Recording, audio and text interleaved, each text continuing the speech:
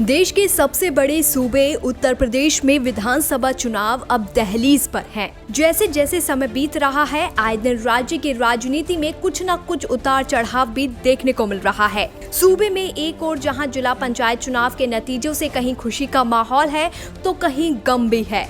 इन सब के परे राजनीतिक गलियारे के मशहूर नेता कल्याण सिंह की बिगड़ती तबीयत की खबर भी सामने आ रही है। इतिहास के पन्नों को अगर पलटकर देखें तो यूपी की राजनीति काफी प्रभावशाली मानी जाती है। यहाँ के नेताओं की कुंडली देखें तो ये बात 16 आने सच भी है।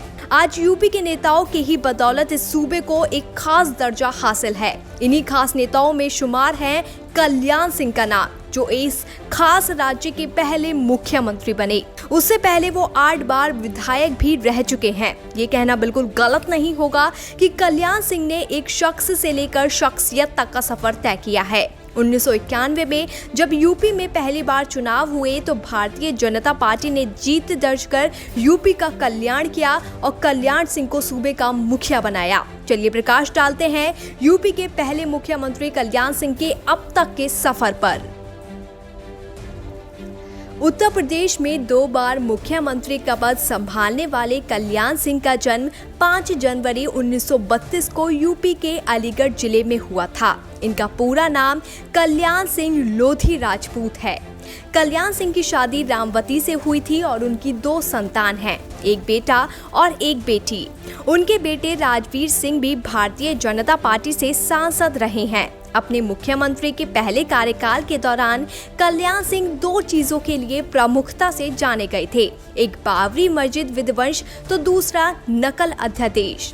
बता दें कि कल्याण सिंह जब पहली बार यूपी के मुखिया बने तब उन्होंने बाबरी मस्जिद मामले को काफी सक्रिय किया और उस समय ये हिंदू समूहों का ड्रीम जॉब बन गया था। इसके लिए 1991 में 425 में से 221 सीटें लेकर आने वाली कल्याण सिंह की सरकार ने अपनी कुर्बानी भी दे डाली थी।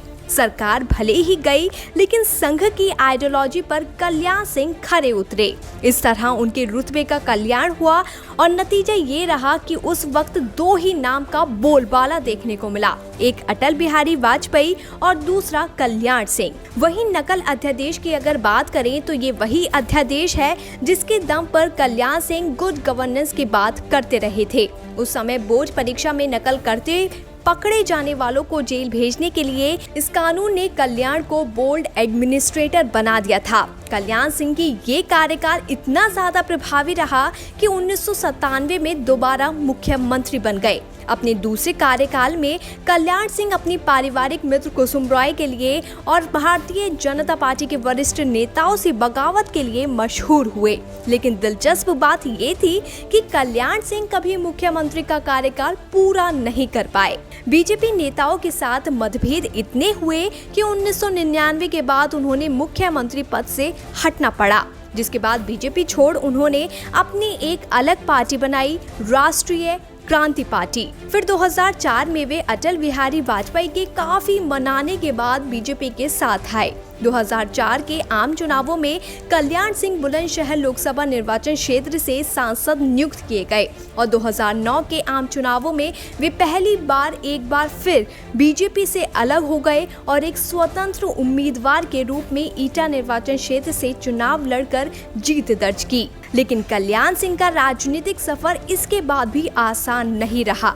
साल 2009 में वे समाजवादी पार्टी में शामिल हुए, लेकिन ट्विस्ट तो तब आया जब साल 2013 में वे एक बार फिर कमल के साथ आ गए। अपनी दमदार राजनीतिक पारी की बदौलत ही 4 सितंबर 2014 को उन्होंने राजस्थान के गवर्नर के रूप में शपथ ग्रहण की और 28 जनवरी 2015 से लेकर 12 अगस्त 2015 तक हिमाचल प्रदेश के राज्यपाल के रूप में काम किया। फिलहाल कल्याण सिंह बीते कुछ समय से बीमार चल रहे हैं।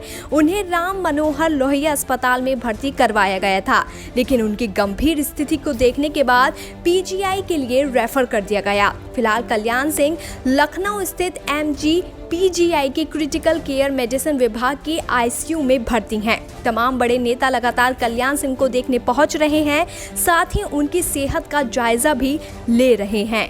BBPN की रिपोर्ट।